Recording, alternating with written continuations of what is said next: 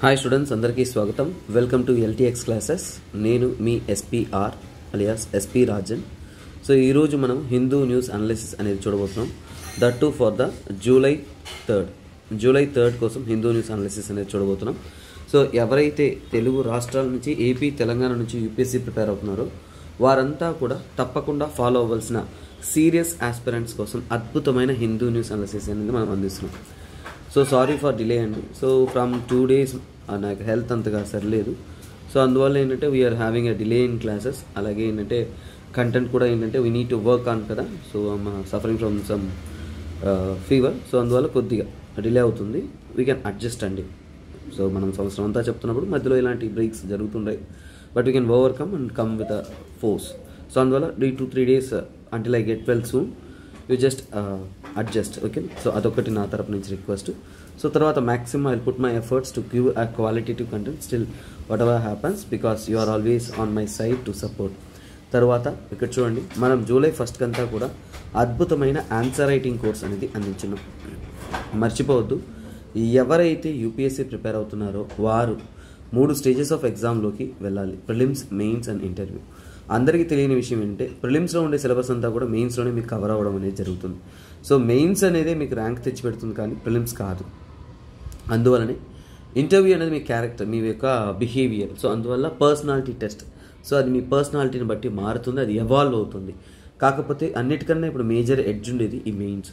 So మెయిన్స్ని ఎలా clear చేయాలి అనేది చాలా స్టూడెంట్స్కి ఫస్ట్ ఐడియాగా ఉందంటే యూపీఎస్సీ లాంటి ఎగ్జామ్ అనేది మీరు చాలా ఈజీగా అనేది క్లియర్ చేయొచ్చు. అందుకోసమే ఎవరైతే స్టార్టింగ్ స్టేజెస్లో ఉన్నారో వారికి జూలై 1st నుంచి కూడా, జూలై మంత్ నుంచి కూడా మనము డిసెంబర్ వరకు ఒక మైక్రో షెడ్యూలింగ్తో పాటు అద్భుతమైన షెడ్యూల్ వేసి రెగ్యులర్గా రోజు మీకు మెయిన్స్ క్వశ్చన్స్ ఇస్తూ, వాటిని ఎక్స్ప్లెయిన్ చేస్తూ, వాటిని ఎలా రాయాలని చెప్తూ, ఆ మెయిన్స్ పరంగా సజెస్ట్ చేస్తూ మీకు అందిస్తున్నాం. సో స్టార్టింగ్ స్టేజెస్లో ఉంటున్న స్టూడెంట్స్ అందరూ కూడా ఈ యొక్క కోర్స్ అనేది అడాప్ట్ చేసుకోవచ్చు. That will help you lot more. Online పద్ధతిలో దానికైనా ఫీజ్ అనేది మీకు 10,000 రూపీస్ ఛార్జ్ చేస్తున్నాము. ఆఫ్లైన్లో 15,000 రూపీస్. సో మర్చిపోవద్దు, ఎందుకంటే చూడండి, ఇట్ ఈస్ మీరు వేస్ట్ చేసిన ప్రతి టైం యూపీఎస్సీ ఎలా ఉంటుందంటే మీ ముందు వేలాది మంది పరిగెడుతూ ఉంటారు. సో అందుకోసమే never delay your decision. So మీరు యూపీఎస్సీ స్ట్రాంగ్గా ఫిక్స్ అయ్యి ఉన్నారు అంటే దెన్ గో ఫర్ ఇట్. అలాగే సీనియర్ ఆస్పిరెంట్స్ అంటే ఒకసారి సిలబస్ కవర్ చేసి నాకు స్టార్టింగ్ కాదు, నాకు ఓన్లీ ఎగ్జామ్స్ రాయాలి అని ఉంటున్న వారందరికీ కోసం యూపీఎస్సీ మెయిన్స్ టెస్ట్ సిరీస్ అనేది ఇయర్ లాంగ్ టెస్ట్ సిరీస్లో మీకోసం మనం లాంచ్ చేస్తున్నాం. ఇది ఆఫ్లైన్ అండ్ ఆన్లైన్ మోడ్లో ఉంటుంది. సో ఎవరైతే చూడండి ఈ యొక్క యూపీఎస్సీలో రెగ్యులర్గా ఎగ్జామ్ రాస్తూ ఉండాలనుకున్నారో వారికి, అలాగే ఇందులో స్పెషల్ ఏంటంటే మీకు డైరెక్ట్గా ఆల్ ఇండియా ర్యాంకర్ దగ్గర నుంచి, లేదంటే కరెంట్ ఆల్రెడీ సర్వీస్లో ఉన్న వారి దగ్గర నుంచి మీకు ఏంటంటే గైడెన్స్ అనేది ఇవ్వడం జరుగుతుంది. ఎస్ఏ అండ్ జనరల్ స్టడీస్ ఇవన్నీ కూడా ఏంటంటే ఇక్కడ మీకు కండక్ట్ అనేది చేస్తున్నాము. Weekly critical analysis, feedback and model answers ఇవన్నీ కూడా అందిస్తూ ఉన్నాం. సో వీటికైనా ఫీ డీటెయిల్స్ అనేది 15,000 రూపీస్. అలాగే మన యొక్క ఫుల్ లెంత్ కోర్సెస్ విషయానికి వస్తున్నారు అంటే మీకోసం మనం యూపీఎస్సీ ఇన్ఫినిటీ ఆన్లైన్ పద్ధతిలో కోర్సు అందిస్తున్నాం. మీకు చూడండి, ఇక్కడ 15th జూలై వరకు మాత్రమే మీకు ఫీజు అనేది 60,000 రూపీస్ ఉంటుంది. మీరు నెల ఈ 5,000 చొప్పున ఈఎంఐ కట్టుకుంటూ కూడా ఈ కోర్స్ అనేది మీరు జాయిన్ అవ్వచ్చు. సో ఈ గోల్డెన్ ఆపర్చునిటీని మిస్ కావద్దు. అలాగే ఆఫ్లైన్ క్లాసెస్ అనేది మనకి హైదరాబాద్ మరియు వైజాగ్లో అనేది అందిస్తున్నాం. ఎవరైతే ఇంట్రెస్ట్ ఉన్నారో సో వారు ఈ కాంటాక్ట్ నెంబర్ని కాంటాక్ట్ అయ్యారంటే మీరు వచ్చి క్లాస్ జాయిన్ అవ్వచ్చు. అలాగే మీరు జస్ట్ క్లాస్ మాత్రం విజిట్ చేయగలరా అంటే దట్ ఆపర్చునిటీ కూడా మీకు అందిస్తున్నాం. మీకు 3 days అనేది మీకు ఫ్రీ డెమో అనేది అందిస్తున్నాం. ఏమేమి అందిస్తున్నామండి? ఫ్రీ డెమో అంటే మీరు 3 రోజులు ఎటువంటి రూపాయి కూడా కట్టకుండా మీ క్లాస్లో వచ్చి కూర్చొని క్లాసెస్ విని తర్వాత క్లాసెస్ అర్థమవుతున్నాయి, అద్భుతంగా చెప్తున్నారు అని మీకు అనిపిస్తేనే మీరు జాయిన్ అనేది అవ్వచ్చు. ఇలాంటి ఒక ఫ్లెక్సిబిలిటీ అనేది ఎవరు అందించరు, కానీ మనం మీకోసం అందిస్తున్నాం. అలాగే మనం సో రోజు కూడా ఒక అద్భుతమైన క్వశ్చన్స్ అనేది సాల్వ్ చేసుకుంటూ పోతున్నాం. అలాగే ఏంటంటే ఈరోజు అంటే గతంలో ఇచ్చిన ఎంసీక్యూ అనేది ఇది షాంఘాయ్ 5. సో చూడండి, షాంఘాయ్ 5లో ఏ దేశాలు ఉంటాయి నేను ఒకటి క్లియర్గా చెప్పాను. షాంఘాయ్ 5లో ఉజ్బెకిస్తాన్ లేట్గా జాయిన్ అయింది అనేది క్లాస్ చెప్పేటప్పుడే చెప్పాను. ఉజ్బెకిస్తాన్ లేట్గా జాయిన్ అయినప్పుడు నేను ఉజ్బెకిస్తాన్ ఎలిమినేట్ చేస్తున్నాను. ఈ ఆప్షన్లో ఉజ్బెకిస్తాన్ ఉంది కాబట్టి నేను ఎలిమినేట్ అనేది చేస్తున్నాను. సో నాకు ఆన్సర్ అనేది దొరికేసింది. రెండిట్లో ఒక ఆన్సర్ అనేది ఉంటుంది. కాకపోతే ఇక్కడ మనం అర్థం చేసుకోవాల్సి అంటే చూడండి, కిర్గిస్తాన్ అన్నారు. So no problem. China okay. So Russia. So ఇక్కడ టజికిస్తాన్. ఇప్పుడు మనకు వస్తున్న డౌట్ ఏంటంటే టర్క్మెనిస్తాన్ ఉందా, కజకిస్తాన్ ఉందా? This is how. ఇప్పుడు చూడండి, అన్నిటినీ చదివి ఆన్సర్ చేయడం అనేది అసాధ్యమైన పని. ఎలిమినేషన్ పద్ధతిలో చేస్తున్నప్పుడు this is a best way of answering. ఇలాంటి పేర్లు కలిగిన క్వశ్చన్స్ నార్మల్గా వస్తుంటాయి, అవి కూడా మీరు అటెండ్ చేయాలి. మీరు ఒకటి గుర్తించండి, టర్క్మెనిస్తాన్ ఇంకా కూడా ఏంటంటే చైనాతో బార్డర్ కాలేదు. అలాగే వీరు చైనాతో బార్డర్స్ కంట్రీస్ ఒకటి కాదు. అలాగే ఏంటంటే ఇంకా కూడా షాంఘై 5లో అంటే షాంఘై కోఆపరేషన్ ఆర్గనైజేషన్లో మెంబర్షిప్ కాదు. అందువల్ల కజకిస్తాన్ అనేది రైట్ ఆన్సర్. నా ఆన్సర్ అనేది డి అవుతుంది. మెనీ ఆఫ్ ద స్టూడెంట్స్ అనేది పార్టిసిపేట్ చేశారు, చాలా రైట్గా అనేది ఆన్సర్ చేశారు. I give my appreciation to you. ఇలాగే పార్టిసిపేట్ చేస్తూ ఉండండి. మనం నెక్స్ట్ కంటెంట్లోకి వెళ్ళిపోదాం. సో ఇక్కడ ఈ ఆర్టికల్ అనేది మీకు ఎడిటోరియల్లో వచ్చింది. ఇక్కడ మీరు కొన్ని విషయాలు మనము ఎక్స్టర్నల్ ఎడ్జ్తో చదవాలి, అంటే కొద్దిగా బ్రాడర్గా అనేది చదవాలి. అలాగే ఏంటంటే చూడండి, వైట్ అగెయిన్స్ట్ గ్రీన్ అన్నారు. సో వైట్ అనేది ఎందుకు అన్నారు అనేది నేను ఈ వీడియోలోనే ఎక్స్ప్లెయిన్ చేస్తాను. ఇది వింబల్డన్ సంబంధితమైన ఆర్టికల్. సో మోస్ట్లీ యూపీఎస్సీలో ఇలాంటివి అడగడానికి ఛాన్సెస్ చాలా తక్కువ. But we will know simple terms. కాకపోతే ఇది దేని గురించి అంటే ఇక్కడ రష్యా అండ్ బెలరూషియన్ ప్లేయర్స్ని చూడండి. ఈ రష్యా యుక్రెయిన్ వార్ జరుగుతున్న కారణం వలన ఈ వింబల్డన్లో ఏంటంటే ఇక్కడ వారిని అనేది బ్యారింగ్ అంటే వాళ్ళని జాయిన్ అనేది చేయకుండా, వింబల్డన్లో ప్లే చేయకుండా అడ్డుకోవడం అనేది జరుగుతుంది. ఇక్కడ చూడండి, Wimbledon is no ordinary tennis tournament played on one of the games two natural surfaces. రెండు నేచురల్ సర్ఫేసెస్ జనరల్గా ప్లే చేస్తుంది. The championship is one event that every child that picks up the racket dreams of winning. The resplendent green lawns, so చూడండి, green lawns, the spotless white attires, and how the two combine immaculately for the television screens of fans worldwide. ఏం లేదు, సింపుల్గా వింబల్డన్ని వర్ణిస్తున్నారు. కాకపోతే ఇక్కడ ఏంటంటే ఆ వింబల్డన్లో ఈ Russian and బెలరీషియన్ ప్లేయర్స్ని వారు బ్యారింగ్ అడ్డుకోవడం అనేది జరుగుతుందని చెప్తున్నారు. సో ఇది అక్కడ చెప్తున్న ఒక విషయం. ఇక్కడ గ్రీన్ అండ్ వైట్ అనే ఒక పదం ఎందుకు ఉపయోగించారని చూపిస్తాను చూడండి. సో ఇక్కడ చూడండి, వింబల్డన్ అనేది one of the prestigious sports అని లండన్లో ఆడతారు. లండన్లో ఆడుతున్న ఒక ప్రెస్టీజియస్ స్పోర్ట్సే వింబల్డన్. కాకపోతే ఇక్కడ ఏంటంటే గ్రాస్ ఫీల్డ్లో ఆడుతారు. అలాగే అంటే వైట్ అటైర్ అంటే వైట్ కలర్ డ్రెస్ ధరించి ఆడతారు. అది స్ట్రిక్ట్ రూల్ అన్నమాట. అలాగే ప్రపంచవ్యాప్తంగా అత్యధికంగా వాచ్ చేస్తున్న one of the tennis tournament ఇది వింబల్డన్. అలాగే మనకి గ్రాండ్ స్లామ్స్ అనేది 4 ఉంటుంది. ఆస్ట్రేలియన్ ఓపెన్, ఫ్రెంచ్ ఓపెన్, తర్వాత యునైటెడ్స్ ఓపెన్ ఉంటుంది, తర్వాత యునైటెడ్ స్టేట్స్లో ఒకటి ఉంటుంది, తర్వాత ఇదేంటి వింబల్డన్ అనమాట. ఇది one of the 4 grand slams ఉంటుంది. తర్వాత ఇక్కడ దీంట్లో చాలా చాలా ఇంపార్టెంట్, ఇవన్నీ మీరు ప్రతి ఒక్కటి ఫ్యాక్ట్ గుర్తుపెట్టుకోవాల్సిన అవసరం. బట్ అందుకే ఒక ఓవర్ వ్యూగా చెప్తున్నాను. నేను ఈ కాన్సెప్ట్ తీసుకెళ్తున్నది ఏంటంటే మ్యాప్ సెషన్ కోసం. ఆ మ్యాప్ సెషన్ రావడానికి ముందు ఒక సింపుల్ ఓవర్ వ్యూని మీకు అందిస్తున్నాను. సో ఇక్కడ చూడొచ్చు, దిస్ ఇస్ వాట్ వింబల్డన్ గురించి సింపుల్. ఇక్కడ గ్రీన్ మ్యాట్లో ఆడతారు, అంటే గ్రీన్ అంటే గ్రాస్లో ఆడతారు. అది స్ట్రిక్ట్ రూల్స్ అనమాట. 1877 నుంచి కూడా oldest, one of the oldest grand slams అని కూడా చెప్పచ్చు. సో చాలా ఓల్డెస్ట్ ఫార్మ్ ఆఫ్ ప్లేయింగ్ అనేది క్లియర్గా ఇక్కడ అర్థమవుతుంది. సో చూడండి, నేను ఏం చెప్పాలనుకున్నాను అంటే ఇక్కడ అసలైన విషయం ఏంటంటే బెలారస్ గురించి చెప్పబోతున్నాను.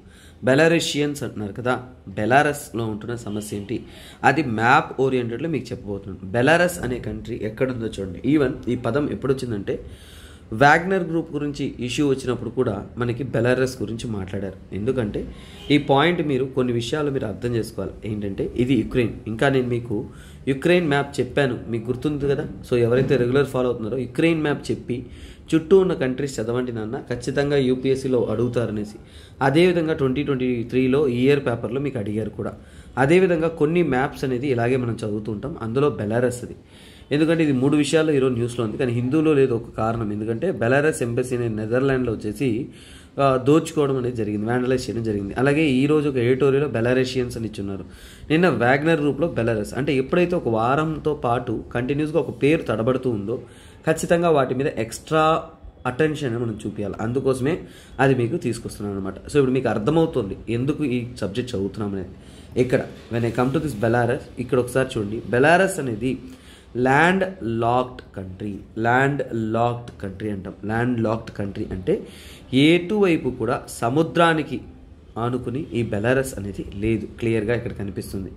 తరువాత ఇక్కడ చూడండి, మనకి ఈ యొక్క ఎవరైతే రష్యన్ కంట్రీస్ అనేది చూడండి, రష్యన్ కంట్రీస్ అనేది డిసింటిగ్రేట్ అయ్యాయో, అంటే సోవియట్ యూనియన్ అనేది డిసింటిగ్రేట్ అవుతుంది.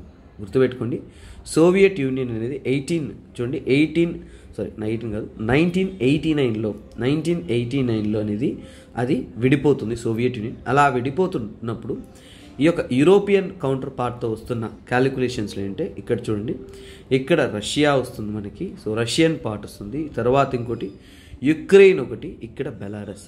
సో ఈ మూడు కూడా ఇండివిజువల్గా అనేది సోవియట్ యూనియన్ నుంచి సపరేట్ అవుతుంది. అందుకనే వీటిని ఏమంటామంటే స్లావిక్ రిపబ్లిక్ అంటాం. ఏమంటాము?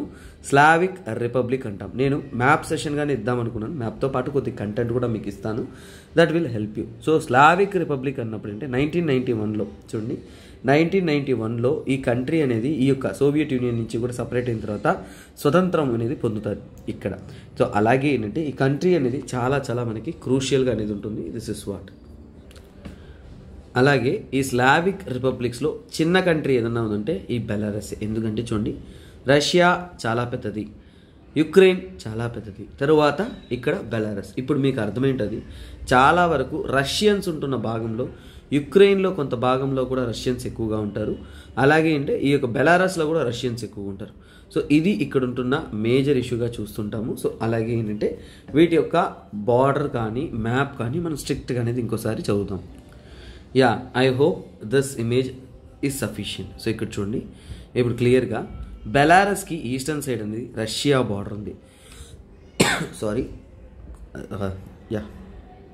రష్యా అనేది బార్డర్ ఉంది. నార్త్ సైడ్ తీసుకున్నట్టే లాట్వియా, లిథువేనియా, చూడండి లిథువేనియా బార్డర్ ఉంది. తర్వాత ఇక్కడ తీసుకున్నట్టే పోలాండ్, ఏమిటంటే ఇది పోలాండ్ అనేది బార్డర్ ఉంది. అన్నిటికన్నా అతి ముఖ్యమైన విషయం ఏంటంటే నీఫర్. ఇది చూడండి, నీఫర్ నది అంటారు. ఈ నది చాలా చాలా చాలా ఇంపార్టెంట్ నది. అది ఈ యొక్క బెలారస్ మధ్య గుండా అనేది పాస్ అవుతుంది. ఇవన్నీ కూడా ఆ నీఫర్ నది యొక్క ఉపనదులే, ప్రిప్యాట్ అంటాం. ఇవన్నీ కూడా అక్కడి నుంచి ప్రయాణిస్తూ ఉన్నాయి. అలాగే ఇంకొక ముఖ్యమైన విషయం ఏంటంటే ఇక్కడ ఉంటున్న ఇంపార్టెంట్ సిటీ, క్యాపిటల్ సిటీ ఏంటంటే మిన్స్క్. గుర్తుపెట్టుకోండి, మిన్స్క్ అనేది కొద్దిగా క్రూషియల్. సో బార్డర్ కంట్రీస్ చూసుకోవచ్చు, Ukraine, Russia, Latvia, Lithuania and Poland.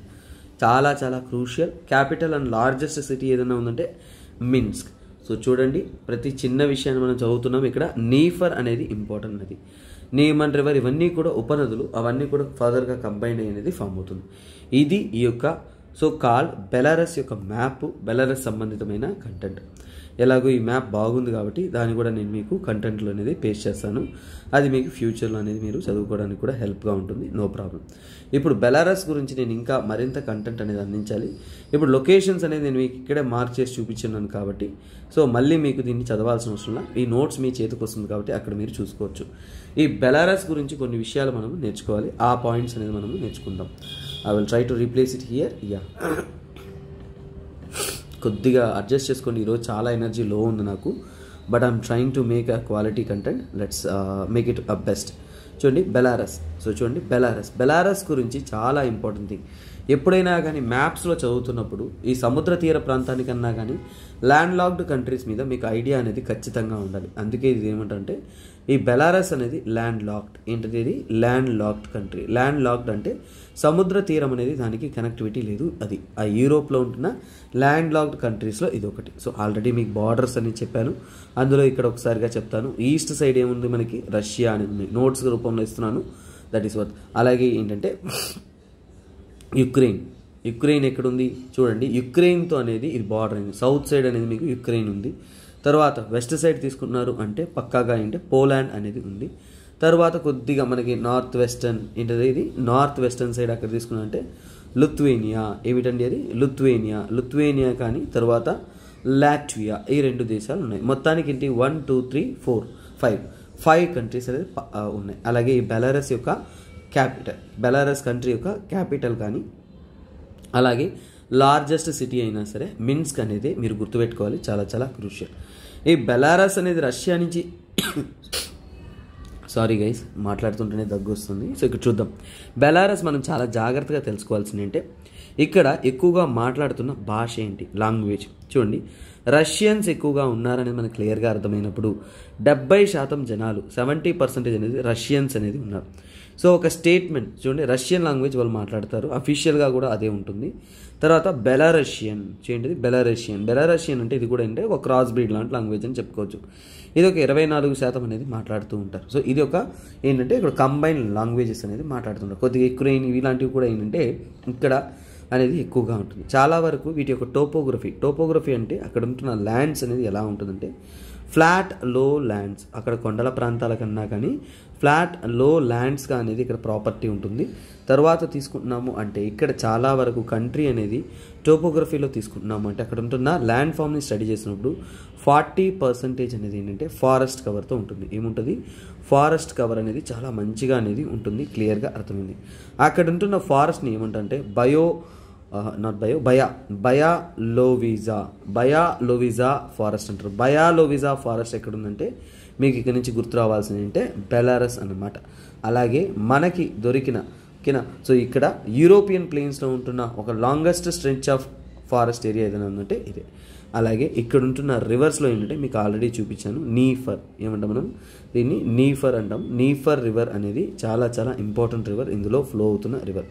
ఆ నీఫర్ రివర్ ఎందుకు ఇంపార్టెంట్ అంటే అది యుక్రెయిన్ గుండా పాస్ అయ్యి అక్కడి నుంచి ఏంటంటే బ్లాక్ సీలోకి అనేది ఇది జాయిన్ అవుతుంది అనమాట. సో అంటే ఈ బెలారస్ అనేది బ్లాక్ సీతో కనెక్ట్ చేసే విధంగా ఉంటున్న ఒక రివర్ ఏదైనా ఉందంటే ఇదే అని మనం చెప్పుకోవచ్చు. అలాగే ఈ బెలారస్ కంట్రీ యొక్క క్లైమేట్, ఈ కంట్రీ యొక్క క్లైమేటిక్ సినారియో మనం చూస్తున్నామంటే చాలా వరకు కూల్ కాంటినెంటల్ క్లైమేట్ ఉంటుంది. కూల్ కాంటినెంటల్ క్లైమేట్ అనేది ఉంటుంది, చాలా వరకు చల్లగా కాంటినెంటల్ క్లైమేట్. కాంటినెంటల్ అంటే ఏంటి, ఎక్కువగా సముద్ర తీరానికి పక్కన లేదు కాబట్టి అందువల్ల దాన్నే మనం ఏమంటామంటే కాంటినెంటల్ క్లైమేట్ అని అంటాము.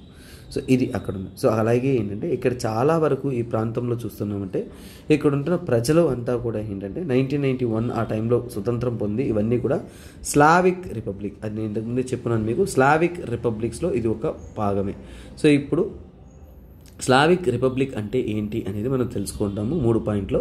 ఒకటి బెలారస్, చూడండి బెలారస్, తర్వాత రష్యా అండ్ యుక్రెయిన్. ఈ 3 కూడా ఏంటంటే మనం స్లావిక్ రిపబ్లిక్స్ అంటాము. ఈ 3 కూడా ఏంటంటే యూరోపియన్ పార్ట్లో ఉంటున్న స్లావిక్ రిపబ్లిక్స్. సో ఈ పాయింట్ మీకు అర్థమవుతుంది.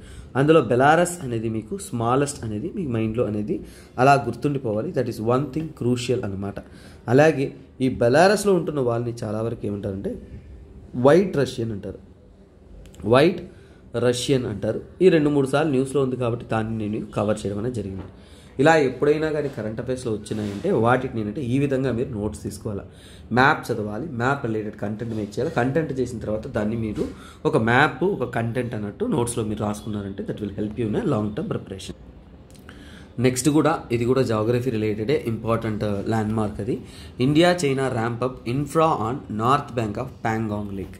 ఈ ప్యాంగాంగ్ లేక్ అనేది ఏంటి, ఫర్ ఎగ్జాంపుల్ మీరు ఒకటి గుర్తుపెట్టుకోండి, 3 సంవత్సరాల క్రితం అనేది ఈ ప్యాంగాంగ్ లేక్ దగ్గర ఇండియన్ అండ్ చైనీస్ ఫోర్సెస్ అనేది ఒకదానికొకటి ఏంటంటే ఒక వార్ సిచ్యువేషన్స్లోకి అనేది వచ్చాయి. అంటే ఏంటంటే ఇక్కడ గల్వాన్ ఇష్యూ ఒకటి జరిగింది 3 years బ్యాక్. అక్కడ ఏంటంటే 2 దేశాల మధ్య అంటే ఒక క్లాష్ అనేది జరిగింది. ఇక్కడ చూడొచ్చు అక్కడ ఏంటంటే వారు తగినటువంటి ఇన్ఫ్రాస్ట్రక్చర్ ప్రాజెక్ట్స్ అనేది ఇనిషియేట్ చేశారు. అలాగే స్టాండ్ ఆఫ్ అంటే ఏంటంటే 2020లో స్టాండ్ ఆఫ్ జరిగిందంటే ఇద్దరు ఫేస్ టు ఫేస్, అంటే ఇక్కడ యుద్ధం చేయలేదు కానీ నువ్వు చేస్తే నేను చేస్తాను, నేను చేస్తే నువ్వు చేస్తాను అన్నట్టు ఎదురెదురుగా అనేది వచ్చి నిలబడ్డారు. సో అది అక్కడ విషయం. 3 years after the violent clash between the India and China in Galwan. చూడండి గాల్వాన్ తర్వాత ఏంటంటే ఈ ప్యాంగ్సో లేక్ దగ్గర ఏంటంటే లేక్ స్పానింగ్ ఈస్టర్న్ లడాక్. ఎక్కడిది, ఈస్టర్న్ లడాక్లో టిబెట్ ప్రాంతం దగ్గర, వెస్టర్న్ పార్ట్ ఆఫ్ టిబెట్ దగ్గర ఉంది. ఇక్కడ ఏంటంటే 2 సైడ్స్ కూడా ఏంటంటే ఒకరినొకరు రక్షించుకోవడానికి ఇన్ఫ్రాస్ట్రక్చర్ ప్రాజెక్ట్స్ అంతా కూడా వారు బిల్డ్ చేస్తూ ఉన్నారు. వాటిని అనేది బిల్డ్ చేసి కంప్లీట్ అనేది చేశారు. This is what the point. ఇక్కడ చైనీస్ సైడ్ కన్స్ట్రక్షన్స్ కానీ ఇక్కడ ఇండియా సైడ్ కన్స్ట్రక్షన్స్ కానీ ఇవన్నీ కూడా చేస్తూ ఇది ఒక స్టాండ్ ఆఫ్ కానీ మిగిలిపోయింది. బట్ ఆ స్టాండ్ ఆఫ్ కంటే కూడా ఇక్కడ ఏంటంటే జాగ్రఫికల్గా తీసుకున్నప్పుడు ఈ ప్యాంగాంగ్ లేక్ అనేది చాలా చాలా ఇంపార్టెంట్. చూడండి ఆ ప్యాంగాంగ్ లేక్ గురించి నేను మీకు చెప్పబోతున్నాను. One of the highest lake అని చెప్పచ్చు ప్యాంగాంగ్ సో లేక్ అని చెప్తాము. మీకు ఇది కూడా ఒక ఇమేజ్ నేను మీకు చూపించేస్తాను, తర్వాత మీకు మ్యాప్ పాయింటింగ్లో కూడా ఇది ఈజీగా అనేది మీకు ఉంటుందన్నమాట. సో ఒక విషయం గుర్తుపెట్టుకోండి, ఇండియాకి చైనాకి మధ్య గాల్వాన్ వ్యాలీలో ఒక స్టాండ్ ఆఫ్ జరిగిందన్నారు కదా, అది ఎక్కడంటే ఇక్కడండి. సో అది ఎక్కడండి, ఇక్కడ లైన్ ఆఫ్ యాక్చువల్ కంట్రోల్ దగ్గర ఈ పాయింట్లో అనేది జరిగింది. సో యాక్చువల్గా 1962 వార్లో ఒకవైపు చైనా ఇండియా మధ్య జరిగింది అంటే ఈ అక్షయ్ చిన్. సో చూడండి, ఈ పార్ట్ ఆఫ్ ఇండియా అక్షయ్ చిన్ వచ్చేసి ఇప్పుడు చైనా కంట్రోల్లో అనేది ఉంది. సో ఇద్దరి మధ్య ఒక మాటలు కుదుర్చుకొని ఒక లైన్ అనేది వేసుకున్నాం బార్డర్ లాగా. అంటే దీన్ని దాటుకొని మీరు రావద్దు నేను రాను అనే ఒక డిస్కషన్ జరిగింది. అలాంటిదే ఇది ఏంటంటే లైన్ ఆఫ్ యాక్చువల్ కంట్రోల్ అంటాం. అందులో ఈ ప్యాంగాంగ్ లేక్ అనేది లడాఖ్కి తూర్పు ప్రాంతానికి కొద్దిగా, అలాగే ఈ యొక్క టిబెట్కి వెస్టర్న్ పార్ట్ ఉంటుంది ఈ పాయింట్. ఈ యొక్క ప్యాంగాంగ్ లేక్ ఏంటంటే చాలా వరకు చూడండి, ప్యాంగాంగ్ లేక్ ఉన్నానే మీకు ఏంటంటే మీరు చూస్తున్న ఈ యొక్క line of actual control pass అవుతుంది. చాలా జాగ్రత్తగా చూడండి, లైన్ ఆఫ్ యాక్చువల్ కంట్రోల్ దగ్గరే Galwan valley, hot springs, Pangong lake ఈ 3 ఉన్నాయి. చాలా చాలా చాలా క్రూషియల్ పాయింట్. సో ఇది మీరు గుర్తుపెట్టుకోవాల్సిన మ్యాప్ పాయింట్ ఆఫ్ వ్యూ. ఇండియాలో ప్యాంగాంగ్ లేక్ హిమాలయాలో ఎక్కడుంది, లడాఖ్లో ఈస్టర్న్ పార్ట్లో ఉంది. సో ఈ point this will help you more. So ఇప్పుడు ప్యాంగాంగ్ లేక్ యొక్క డీటెయిల్స్ అనేవి మనం తెలుసుకుందాం, అంటే దాని గురించి ఉంటున్న ఇన్ఫర్మేషన్ అనేది తెలుసుకుందాం. సో ఇక్కడ ఏంటంటే లడాఖ్లో లెహ్ రీజియన్స్లో మనకి ఏంటంటే ఈ యొక్క లేక్ అనేది చాలా చాలా ఇంపార్టెంట్ లేక్. అలాగే ఈ ప్యాంగాంగ్ అనే పేరు వాడుతున్నారు చూసారా, దానికి మీనింగ్ ఏంటంటే హైయెస్ట్ గ్రాస్ ల్యాండ్ లేక్. చూడండి, హై గ్రాస్ ల్యాండ్ లేక్ అనమాట. అంటే అత్యంత హైట్లో ఉంటున్న one of the grassland లేక్గా కూడా చెప్పచ్చు ఇది. అలాగే ఏంటంటే ఈ యొక్క ఈ లేక్ అనేది ఏంటంటే లాంగ్ నేరో. ఇది ఏంటి, పొడవుగా ఒక నేరోగా అనేది ఉంటుంది. చూడండి, ఈ లేక్ ఇంతకు ముందు చూపించాను, ఈ నేరో షేప్లో ఉంటుంది. అంటే ఇది రౌండ్గా ఉండదు, నేరో లేక్గా ఉంటుంది. సో ఇలాంటి పాయింట్స్ మీరు గుర్తుపెట్టుకోవాలి, నేరో లేక్. అలాగే కొన్ని లేక్స్ గురించి మీరు చాలా పాయింట్స్ తెలుసుకోవాలి. ఏంటంటే ఎండోరిక్ లేక్స్. చూడండి, ఎండోరిక్ లేక్స్ అంటారు. చూడండి, ఎండోరిక్ లేక్స్ అంటారు. ఇది ఎండ్హారిక్ లేక్ అంటారు. ఎండ్హారిక్ లేక్ అంటే ఏంటంటే ఈ లేక్కి సముద్రం కానీ సముద్రంతో కనెక్టివిటీ కానీ లేదంటే నదితో కనెక్టివిటీ కానీ ఉండదు. అంటే ఏంటి, ల్యాండ్ లాక్డ్. అంటే చుట్టుపక్కల కూడా ఏంటంటే ఈ లేక్కి ల్యాండ్ అనేది క్లోజ్ అయ్యి ఉంటుంది. అంటే ఎక్కడా కూడా ఒక నదితో కనెక్టివిటీ అనేది ఉండదు. అలాగే ఇది చాలా హైట్లో ఉంటుంది కాబట్టి, అలాగే సుమారుగా ఎంత హైట్లో ఉంటుందని మనం చదివామంటే 4350 మీటర్స్ హైట్లో అనేది ఉంటుంది. అది కూడా ఏంటంటే లడాక్ కొండల ప్రాంతంలో, లడాక్ హిల్స్లో లడాక్ కొండల ప్రాంతంలో అనేది ఉంటుంది. అలాగే ఇందులో స్పెషల్ ఏంటంటే హైయెస్ట్ హైట్లో ఉండే సాల్ట్ వాటర్ లేక్. ట్విస్ట్ చూసారా, ఇది అంత హైట్లో ఉన్నా కానీ సాల్ట్ వాటర్ లేక్. చాలామంది హిమాలయాస్ గురించి మ్యాప్స్ చదువుతున్నప్పుడు చాలా ఇంపార్టెంట్ ఎలిమెంట్ వస్తుంది, హిమాలయాల పైన ఉప్పు లేక్ ఎలా ఫామ్ అయిందని. అవన్నీ కూడా మీరు టెక్టానిక్స్ కానీ ప్లేట్ టెక్టానిక్స్ చదువుతున్నప్పుడు అక్కడ మీకు అర్థమవుతుంది. That is what. అలాగే ఏంటంటే ఈ లేక్ని ఒరిజినల్గా షేప్ ఏంటంటే నేరో అంటే పొడవుగా ఉంటుందని చెప్పాను. దీన్ని ఏంటంటే చూడండి బూమరాంగ్ అంటారు, బూమరాంగ్ లేక్ అని కూడా అంటారు, లేదంటే బూమరాంగ్ షేప్ అని కూడా అంటారు, బూమరాంగ్ షేప్ అని కూడా అంటారు. కొద్దిగా ఒక కర్వ్డ్ షేప్ లాగా ఉంటుంది. సో అందుకే దీని అంటే బూమరాంగ్ కర్వ్డ్ షేప్ లేక్ అంటాం, బూమరాంగ్ షేప్డ్ లేక్ అని కూడా చెప్తారు. అలాగే ఏంటంటే ఈ లేక్ అనేది ఇండియాలో సగము, అలాగే సో కాల్డ్ ఏంటంటే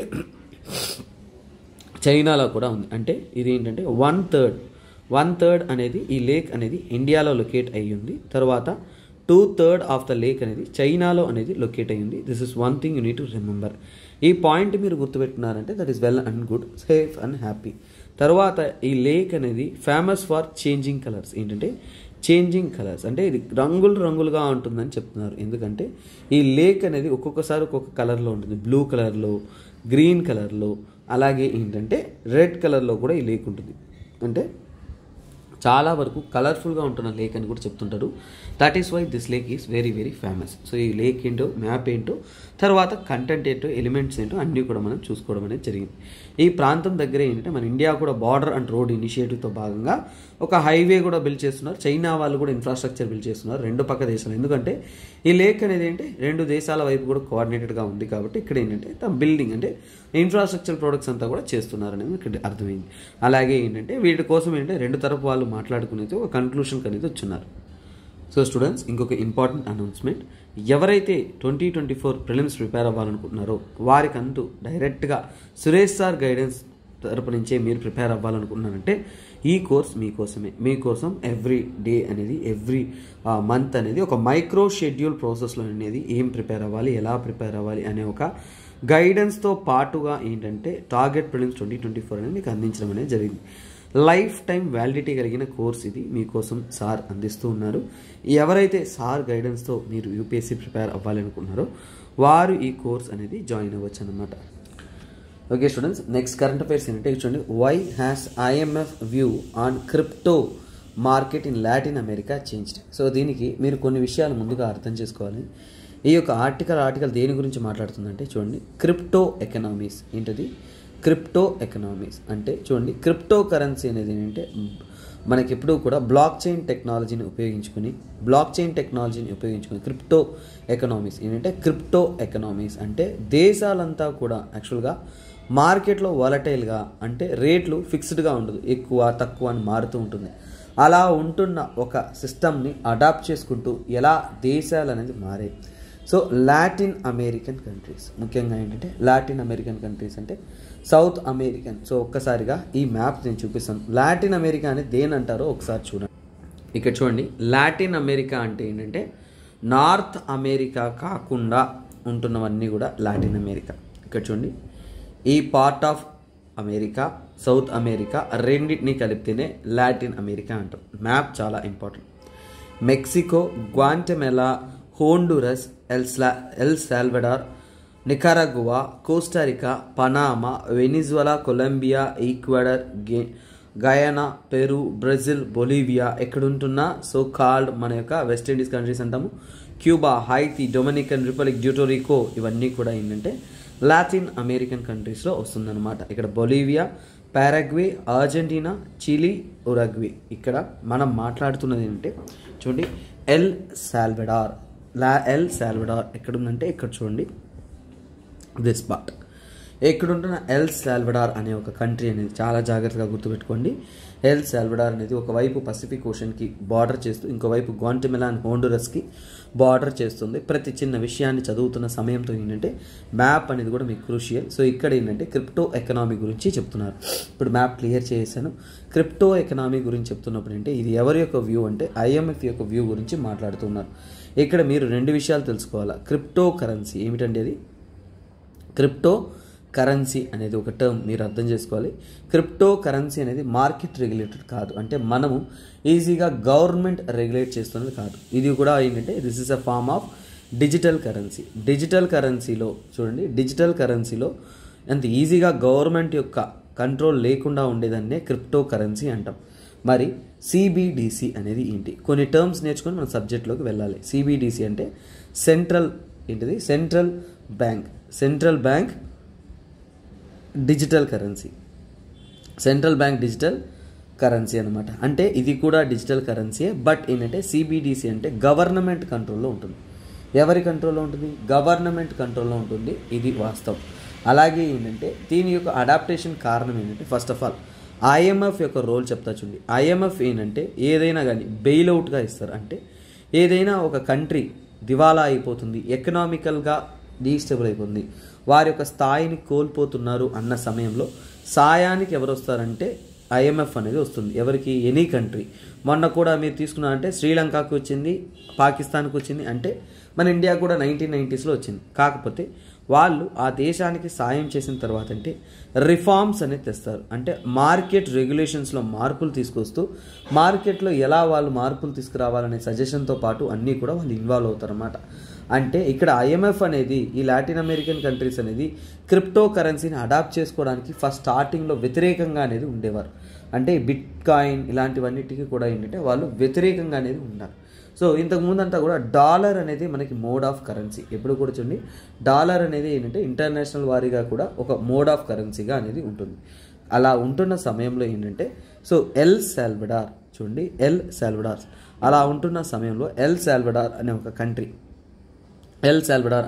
ఏంటంటే ఈ యొక్క ఏదైతే మనకు చూస్తున్న ఎకనామిక్ ఇన్స్టేబుల్ సిచ్యువేషన్స్లో ఆర్థిక పరిస్థితులు సరిగా లేదు అన్న సమయంలో ఏంటంటే ఈ దేశం ఏం చేసిందంటే మేము బిట్ కాయిన్ని లీగల్ టెండర్గా యాక్సెప్ట్ చేస్తాము. బిట్ కాయిన్ ఏదైతే ఉంటుందో దాన్ని మేము చలామణిలో, అంటే రోజు మనం యూజ్ చేస్తున్న కరెన్సీ ఏదైతే ఉంటుందో ఆ విధంగా దీన్ని గవర్నమెంట్ అప్రూవ్డ్ లీగల్ టెండర్గా అనౌన్స్ చేస్తామన్నారు. అలా అనౌన్స్ చేసినప్పుడు IMF ఏం మాట్లాడింది అనేది ఇక్కడ చూడాలి. IMF ఏం చెప్పిందంటే నేను ఆల్రెడీ మీకు అప్పులు ఇచ్చున్నాను, మీరు ఇలాంటి సమయాల్లో మీరు ఈ యొక్క బిట్ కాయిన్ అడాప్ట్ చేసుకున్నారంటే మీకు లాంగ్ రన్లో వచ్చేసి ఫిజికల్ రిస్క్స్ ఎక్కువ, అంటే ఆర్థిక పరంగా అంటే రిస్క్ అనేది చాలా చాలా ఎక్కువ. అలాగే కన్జ్యూమర్ ప్రొటెక్షన్స్ అనేది కన్జ్యూమర్ యొక్క ప్రొటెక్షన్ సమస్యలు అనేది ఎక్కువగా ఉంటుంది. బిట్ కాయిన్స్ అనేది అంత నమ్మశక్యమైంది కాదు, ప్రొటెక్షన్ ఇష్యూస్ అనేది ఎక్కువగా ఉంటుంది అనేది వాళ్ళ యొక్క మాటగా అనేది IMF అనేది చెప్పారన్నమాట.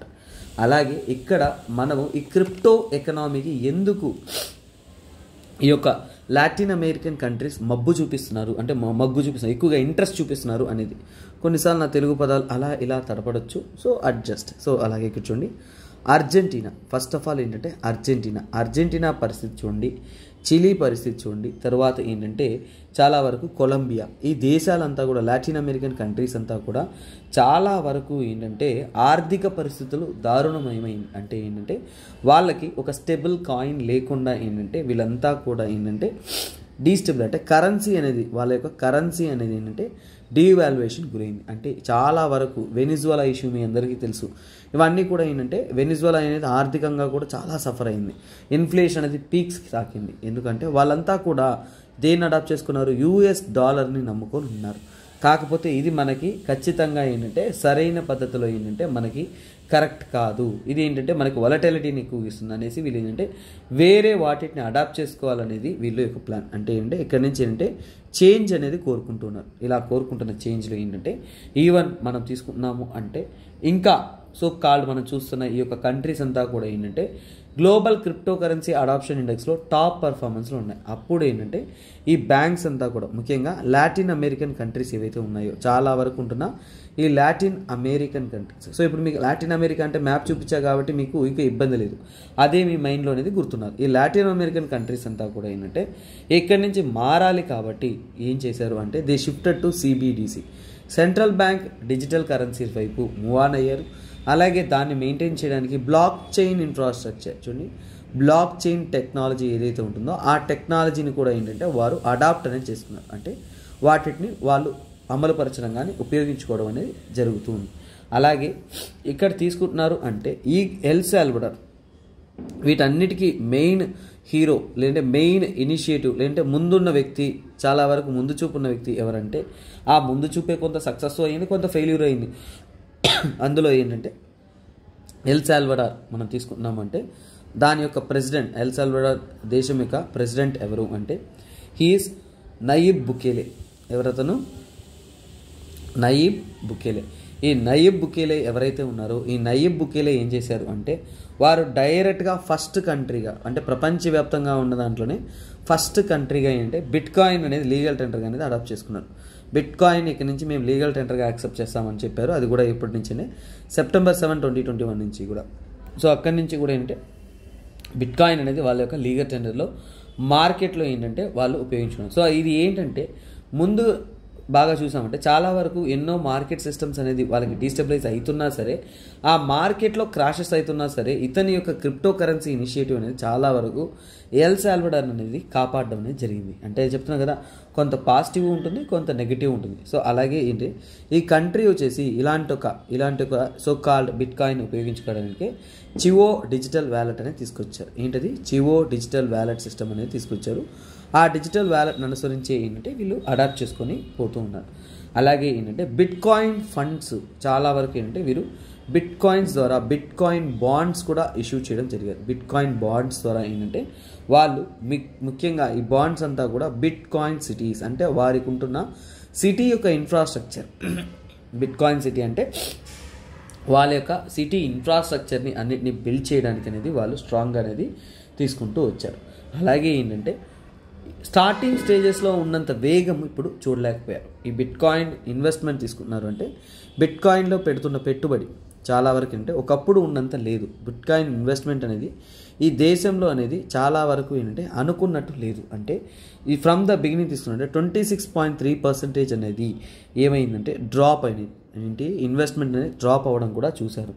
అలాగే ఏంటి వాళ్ళ యొక్క ఎస్టిమేషన్ ఏంటంటే చూడండి, ఎస్టిమేషన్స్ అనేది అచీవ్ కాల. Estimations are not achieved, estimations not reach. అంటే వారు అనుకున్న రిజల్ట్ అనేది ఇక్కడ రాలేదు. చాలా వరకు వాళ్ళ యొక్క ఎకనామీ అనేది బయటపడిపోతుంది అనే ఒక ఉద్దేశంతో ఉన్నా కానీ అక్కడ అనేది వాళ్ళకి ఏంటంటే అనుకున్నట్టయితే కాలేదు. కాకపోతే ఇక్కడ ఏంటంటే అదే సమయంలో ఏంటంటే IMF అనేది ఇన్వాల్వ్ అవుతుంది ఆ దేశంతో. IMF ఏం చెప్తుందంటే నేను $1.3 బిలియన్ మీకు అప్పుగా అనేది ఇచ్చున్నాను. $1.3 బిలియన్ అనేది లోన్గా అనేది ఇచ్చాను. మీ ఆర్థిక పరిస్థితులు బాగాలేదనేసి మీరు ఏంటంటే ఖచ్చితంగా ఏంటంటే సాయంగా అనేది మేము ఇచ్చాము. కాకపోతే ఈ యొక్క సాయం అనేది అంటే బిట్కాయిన్ అడాప్షన్ వల్ల, చూడండి, బిట్కాయిన్ యొక్క అడాప్షన్ వల్ల ఇది అనేది ఖచ్చితంగా ఏంటంటే ఇబ్బందికి అనేది గురవుతుంది. సో ఇది ఫైనాన్షియల్ రిస్క్ అనేది మేము ఫేస్ చేయాల్సి వస్తుంది. సో అందువల్ల దీన్ని మీరు వెంటనే ఏంటంటే తొలగించేయాలి. అంటే ఏంటంటే బిట్కాయిన్ అనేది మీరు లీగల్ టెండర్లో నుంచి రిమూవ్ చేసేయండి. సో అంటే ఇక్కడ ఏంటి, ఇక్కడ అర్జ్డ్ అంటే వాళ్ళు El Salvador urge to withdraw, urge to remove అని చెప్పచ్చు. అర్జ్ టు రిమూవ్ బిట్కాయిన్ అంటే IMF ఏం చెప్పిందంటే బిట్కాయిన్ ఇక్కడ నుంచి మీరు ఉపయోగంలో నుంచి తీసేయండి అనేది క్లియర్గా అనేది చెప్పారు. కాకపోతే రీసెంట్గా ఏం చెప్తున్నారు అంటే కంప్లీట్గా బిట్కాయిన్ని బ్యాన్ చేయడం కన్నా కానీ లాంగ్ రన్లో కొద్దిగా అనేది బ్యాన్ చేయమని చెప్తున్నారు. అంటే ఒకప్పుడు పూర్తిగా దాన్ని బ్యాన్ చేసేమని చెప్పిన IMF అనేది ఇప్పుడు ఏంటంటే సో కొద్దిగా తగ్గించండి, లేదంటే వాటి మీదే మనం ఫీల్ అవ్వడం కరెక్ట్ కాదు. అలాగే బెటర్ రెగ్యులేషన్ తెండి అని చెప్పింది. అంటే చేంజ్ ఇన్ యాటిట్యూడ్, ఈ ఆర్టికల్ మొత్తం చెప్పింది చేంజ్ ఇన్ యాటిట్యూడ్ అంటే ఈ యొక్క IMF యొక్క యాటిట్యూడ్లో అనేది మార్పు అనేది వచ్చింది అనేది ఇక్కడ చెప్తున్నారు. That is what the article speaks about. ఇక్కడ ఉంటున్నది ఇదేనండి, సింపుల్. ఇంతకు మించి ఏమీ ఆర్టికల్ చెప్పట్లేదు. కాకపోతే అంటే క్రిప్టో కరెన్సీ అనేది డిజిటల్ కరెన్సీ, బట్ ఇది ప్రైవేట్. CBDC అనేది digital currency, but this is government. First ఈ పాయింట్ మీకు చెప్పాను, గవర్నమెంట్ కంట్రోల్లో ఉంటుంది. ఇలాంటి bitcoin adoption not only this countries, El Salvador అనేది ఉదాహరణగానే ఇక్కడ చెప్పడం జరిగింది. ఇలా కాకుండా ఇంకా ఎన్నో బిట్కాయిన్స్ ఉన్నాయి. ఫర్ ఎగ్జాంపుల్ చైనాకి చెందిన బిట్కాయిన్, ఐ థింక్ సో ఒకసారి కాంపిటేటివ్ ఎగ్జామ్లో ఈ క్వశ్చన్ అనేది వచ్చింది. రెన్మిన్బి ఏంటంటే రెన్మిన్బి అంటారు, ERMB అంటారు. ఇది చైనాకి చెందిన ఒక బిట్కాయిన్ అనమాట. ఇలా చాలా దేశాలు కూడా ఇప్పుడు మెల్లమెల్లగా ఏంటంటే డిజిటల్ అడాప్షన్స్లో భాగంగా ఇలాంటి బిట్కాయిన్స్ అనేది అడాప్ట్ చేసుకుంటున్నారు. కానీ ఫ్యూచర్లో తీసుకుంటున్నారు అంటే ఈవెన్ IMF కానీ ఆర్గనైజేషన్ కూడా ఏంటంటే ఒకేసారి బ్యాన్ చేయడానికన్నా కానీ మెల్లమెల్లగా ఏంటంటే వాటిలో ఉంటున్న మార్పులు, వాటిలో ఉంటున్న చేంజెస్ అన్నీ తీసుకుంటూ మనం అడాప్ట్ చేసుకోవాలనేది వారి యొక్క ఉద్దేశంగా అనేది మారుతుందని క్లియర్గా అర్థమవుతుంది. అలాగే స్టూడెంట్స్ ఎవరైతే UPSC ప్రిపేర్ అవుతున్నారో స్టార్టింగ్ స్టేజెస్లో ఉన్నారు అంటే మీ అందరికీ కూడా అద్భుతమైన పుస్తకం ఏం చదవాలని అడుగుతున్నారు అంటే మీకైనా ఆన్సర్ ఇదేనండి. NCERT అనేది మీకు ఫౌండేషన్ అత్యంత అవసరం. మీరు ఏ స్టేజ్లో ఉన్నా కానీ NCERT చదవకుండా UPSCలో మీరు ఎంటర్ కాలేరు. సో ఖచ్చితంగా మీ NCERTని బెటర్ చేసే విధంగా మీకోసం ఫ్లాట్ 5,000 రూపీస్ డిస్కౌంట్తో మీకు 15,000 రూపీస్ కాస్ట్ చేసే NCERT కోర్స్ అనేది 10,000 రూపీస్కి అనేది మీకు అందించడం అనేది జరుగుతుంది. ఎవరైతే UPSC సీరియస్గా ప్రిపేర్ అవుతున్నారో వారంతా కూడా ఈ కోర్స్ తీసుకొని మీరు ప్రిపరేషన్ అనేది కొనసాగించవచ్చు అనమాట. సో నెక్స్ట్ చూడండి, ఇది one of the simple article, అంత పెద్దదేం కాదు. ఆస్మాసిస్ మీరు చిన్నప్పుడు స్కూల్లో నేర్చుకునేది. Osmosis for so called fluid transfer. ఏం లేదు, ఒక డెన్సర్ మీడియం ఉంటుంది, తర్వాత ఒక సెమీ పెర్మియబుల్ మెంబ్రెయిన్ ఉంటుంది. ఇక్కడ నుంచి ఏంటంటే డెన్సర్ మీడియం నుంచి కూడా సెమీ పెర్మియబుల్ మెంబ్రెయిన్ ద్వారా ఏంటంటే ఈ లిక్విడ్ అనేది పాస్ అవుతుంది అనమాట. అందులో ముఖ్యంగా ఈ యొక్క షుగర్ మాలిక్యూల్స్ ఇక్కడ ఎక్కువగా ఉంటుందంటే ఇక్కడ నుంచి అంటే వాటర్ అనేది సెమీ పెర్మియబుల్ మెంబ్రెయిన్ దాటుకుంటూ ఇలా అనేది వస్తుంది. సెమీ పెర్మియబుల్ మెంబ్రెయిన్ ఉన్నప్పుడు దాని ద్వారా జరిగే ప్రాసెస్ని మనం ఏమంటామంటే ఆస్మాసిస్ అంటాం. ఈ ఆస్మాసిస్ అనేది లాంగ్ టర్మ్లో చాలా పాజిటివ్ ఇంపాక్ట్స్ అనేది ఉంది. అది ఎలాగనే చెప్తాం. సో ఇక్కడ చూడండి, అవే ఈ యొక్క ఆర్టికల్లో ఇచ్చారు. One of the simple and cute little article, just చదివేస్తే కూడా చాలు. చూడండి, ocean currents, subatomic particles, galaxies, almost everything moving from one place to another place. మనకు తెలుసు ప్రతి ఒక్కటి ఒక ప్రాంతం నుంచి ఇంకో ప్రాంతానికి మూవ్ అవుతుంది. Different kinds of moment with different types of purposes. One of the types of మూమెంట్సే ఆస్మాసిస్ అనేది ఏంటంటే ఏదైనా కానీ fluid from one place to the higher concentration నుంచి లోవర్ కాన్సన్ట్రేషన్. చూడండి, ఇది హై కాన్సన్ట్రేషన్, ఇది లో కాన్సన్ట్రేషన్. ఆస్మాసిస్ అంటే ఏంటో మీరు గుర్తుపెట్టుకోవాలి, that is very important. High concentration నుంచి లో కాన్సన్ట్రేషన్కి, అది కూడా అంటే సెమీ పర్మియబుల్ మెంబ్రెయిన్ ఏదైతే ఉంటుందో ఆ మెంబ్రెయిన్ గుండా పాస్ అవ్వడాన్ని ఏమంటామంటే మనము సో కాల్డ్ ఆస్మాసిస్ అంటాం. ఫర్ ఎగ్జాంపుల్ అండి, షుగర్ సొల్యూషన్తో ఒక ఉదాహరణ చెప్పారు. చిన్నప్పుడు స్కూల్స్లో చేసి మీకు బాగా చూసారు అంటే పొటాటోతో కూడా ఎక్స్పెరిమెంట్స్ చెప్తారు. చాలా విషయాలు ఉన్నాయి. అలాగే water molecules will travel from diluted solution to the concentrated one through the membrane. So అలాగే ఇక్కడ చూడండి, until the concentration of water is equal on the both side. ఇవి ఏంటంటే వాటర్ అనేది ఒక హై కాన్సన్ట్రేషన్ నుంచి లో కాన్సన్ట్రేషన్ వైపు మూవ్ అవుతుంది అంటారు. కానీ దీన్ని స్టడీ చేసిన వ్యక్తి ఎవరంటే జర్మన్ ప్లాంట్ ఫిజియాలజిస్ట్ ఎవరంటే విల్హెమ్ ఫెఫర్ అనే వ్యక్తి యాక్చువల్గా ఏంటంటే 1877లోనే దీని గురించి స్టడీ చేస్తున్నారు. సో అక్కడ వారు చెప్పింది ఏంటంటే చాలా వరకు బయాలజీలో ఫ్లూయిడ్స్ అనేది ఏంటంటే ఒక ఆర్గానిజంలో ఉంటున్న సెల్యులార్ మెంబ్రెయిన్లో ఒకవైపు నుంచి ఇంకోవైపు ట్రావెల్ అవ్వడం కూడా ఈ యొక్క సెమీ పర్మియబుల్ మెంబ్రెయిన్ ద్వారా, అంటే ఆ సెల్యులర్ వాల్స్ని సెమీ పర్మియబుల్ మెంబ్రెయిన్గా చూస్ చేసుకుని మూవ్ ఆన్ అనేది అవుతుంది. అలాగే ట్రీస్ అంతా కూడా వాటర్ని తన ద్వారా ట్రాన్స్పోర్ట్ అవ్వడానికి, న్యూట్రియంట్స్ని అంటే వేర్ల నుంచి, చెట్ల యొక్క వేర్ల నుంచి ఆకుల వరకు పంపిస్తున్న ఈ యొక్క న్యూట్రియంట్స్ కానీ వాటర్ కానీ అన్నీ కూడా ఏంటంటే ఈ యొక్క ఆస్మాసిస్ ప్రాసెస్ ద్వారానే జరుగుతుంది చెప్తున్నారు. అంటే మనకుంటున్న డే టు డే లైఫ్లో జరుగుతున్న ప్రతి ఒక్క ఈవెంట్కి కూడా ఆస్మాసిస్ అనేది బయాలజికల్గా చాలా చాలా క్రూషియల్ అని చెప్తున్నారు. That is what about this article. Next చూడండి, మెగలడాన్ గురించి ఇవ్వబడిన ఒక ఇంపార్టెంట్ ఆర్టికల్. నేను ఆర్టికల్గా ఇవ్వలేదు, సింపుల్గా అనేది ఇవ్వడం జరిగింది. మెగలడాన్ షార్క్స్ అనేది one of the largest marine predator. Sorry guys, అంటే సముద్రంలో మనకు షార్క్స్ అని తెలుసు, కానీ సముద్రంలోనే అతి లార్జెస్ట్ ప్రెడేటర్ అంటే ఇంకొక అనిమల్ని చంపి తినే ఒక సో కాల్డ్ ఫిష్ వెరైటీలో ఇది చాలా చాలా ఇంపార్టెంట్. షార్క్స్ గురించి వినుంటారు.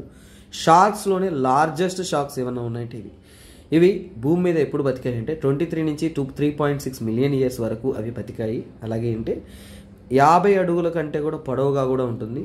బరువు అనేది 59 టన్స్ కూడా ఉంటుంది. అలాగే ఇవి చాలా వరకు వార్మ్ బ్లడెడ్ ఆర్గానిజమ్స్, అంటే బాడీ టెంపరేచర్ అనేది అంటే was up to 7 degrees Celsius warmer than the so called surrounding water. అంటే చుట్టుపక్కల అంటే ఫిక్స్డ్, అంటే చూడండి కోల్డ్ బ్లడెడ్ అనిమల్స్ వేరు, మనమంతా కూడా వార్మ్ బ్లడెడ్ అనిమల్స్, మన బాడీ టెంపరేచర్ అనేది ఫిక్స్డ్గా ఉంటుంది. ఇవి మెగలడాన్ గురించి ఈవెన్ మనం చూసాము అంటే చూడండి మోర్ నెంబర్ ఆఫ్ టీత్స్ ఉంటున్న జీవులు ఇవేనండి. సుమారుగా కొన్ని పుస్తకాలు అంటే 275 టీత్స్ ఉన్నాయంటారు. డ్రాగన్ టీత్స్ అని చెప్తారు, చాలా పవర్ఫుల్గా, చాలా పెద్ద టీత్స్గా. ఈ టీత్ ఫాసిల్స్ని బట్టే ఈ మెగలడాన్ని కనుక్కోవడం అనేది జరిగింది. ఈ మెగలడాన్స్ అనేది మనకి మూవీ కూడా రీసెంట్గా అనేది గ్రేట్ షార్క్స్ మీద మూవీస్ కూడా తీశారు. మెగలడాన్ అనేది అక్కడ మీకు తెలుసుంటారు. బట్ యాక్చువల్గా ప్రస్తుతానికైతే ఇవి లేవు. ముఖ్యంగా ఏంటంటే సినజోయిక్ ఎరా అంటారు. సో మీరు జియాలజికల్ టైం చదువుతున్నారంటే అందులో సినజోయిక్ ఎరా ఉంటుంది. అప్పుడు ఉంటున్న one of the living beings అని చెప్పచ్చు. అలాగే మెగలడాన్ అనే దానికి మీనింగ్, ఈ పదానికి మీనింగ్ ఏంటంటే సింపుల్ అండి, జయంట్ టూత్. పేరుకి మీనింగ్ ఏంటి? జయంట్ టూత్, అంటే పెద్ద పెద్ద పళ్ళులు ఉంటాయి కాబట్టి జయంట్ టూత్. ఇక్కడ చూడొచ్చు ఎంత క్రూరమైన పళ్ళులు అనేది వాటికి ఉన్నాయని. అలాగే ఏంటంటే చాలా వరకు ఉంటున్న అదర్ అనిమల్స్ మీద ఇవి బతుకుతూ ఉంటాయి. ఫర్ ఎగ్జాంపుల్స్ అంటే చాలా వరకు మెరైన్ మెమ్మల్స్ అయినా వేల్స్ని తింటాయి. ఇవి వేల్స్ని కానీ సీల్స్ని కానీ, చూడండి సీల్స్ని కానీ అలాగే డాల్ఫిన్స్ కానీ ఇలాంటి పెద్ద పెద్ద చేపలను ఎక్కువగా ఇవి తింటూ ఏంటంటే అవి బతుకుతూ ఉంటాయి. చాలా వరకు ఏంటంటే very very very very very very very strong అనమాట. అలాగే వీటి యొక్క లైఫ్ స్పాన్ తీసుకున్నామంటే సుమారుగా ఎంతకాలం బతుకుతుందంటే 20 నుంచి కూడా 30 years మాత్రమే బతుకుతుంది. Very very very very less life span అని చెప్పచ్చు. ఇది ఎక్కువగా ఫాజిల్స్ అనేది ఈ యొక్క అనిమల్స్కి ఎక్కడ దొరికాయి అంటే మనకి నార్త్ అండ్ సౌత్ అమెరికా. చూడండి ఎక్కువగా దీని యొక్క ఫాజిల్స్ అనేది కాలిఫోర్నియా దగ్గర ఎక్కడో దొరుకుతుంది. అలాగే అంటే నార్త్ అండ్ సౌత్ అమెరికా దగ్గర ఎక్కువగా అనేది దొరుకుతుంది. ఇంకా ప్రపంచం అంతటా కూడా యూరోప్, ఆఫ్రికా, ఆస్ట్రేలియా ఈ ప్రాంతాల్లో కూడా ఏంటంటే లభించడం అనేది జరుగుతుంది. అలాగే ఏంటంటే ఇవి అంతరించిపోవడానికి కారణం ఏం చెప్తున్నారు అంటే సైంటిస్ట్ అంతా కూడా ఇక్కడ యానిమల్స్ ఇవన్నీ కూడా స్మాల్ సైజ్కి రావడం కానీ, ఫుడ్ కానీ వాటి యొక్క అవైలబిలిటీ లేకపోవడం కానీ, ఇవి ప్రెడేటర్స్ కదా, ఇంకో జీవులపైన ఆధారపడి ఉంటుంది కదా. సో వాటి యొక్క జీవుల యొక్క స్ట్రెంత్ తగ్గిపోతున్నప్పుడు ఏంటంటే ఇవి చాలా వరకు తగ్గిపోతుందని చెప్తున్నారు. అలాగే ఏంటంటే చాలా వరకు మనం చదువుతున్న ప్రెడేటర్ స్పీసీస్లో హైయెస్ట్ టాప్ మోస్ట్ ప్రెడేటర్స్ ఏమైనా ఉన్నాయంటే మెరైన్ ఫుడ్ చైన్లో ఇవే అనేది చెప్తున్నారు. అలాగే ఏంటంటే ఇవంతా కూడా షార్క్ వెరైటీకి, చూడండి షార్క్ వెరైటీకి చెందింది. చాలా వరకు ఏంటంటే భయంకరమైన పళ్ళు కూరలు కలిగిన వన్ ఆఫ్ ద అనిమల్సే. So one of the marine స్పీసీసే ఈ యొక్క మెగలడాన్. సో మెగలడాన్ అంటే ఏంటి, దాని యొక్క బ్రీఫ్ వ్యూ అనేది మీరు తెలుసుకున్నారన్నమాట.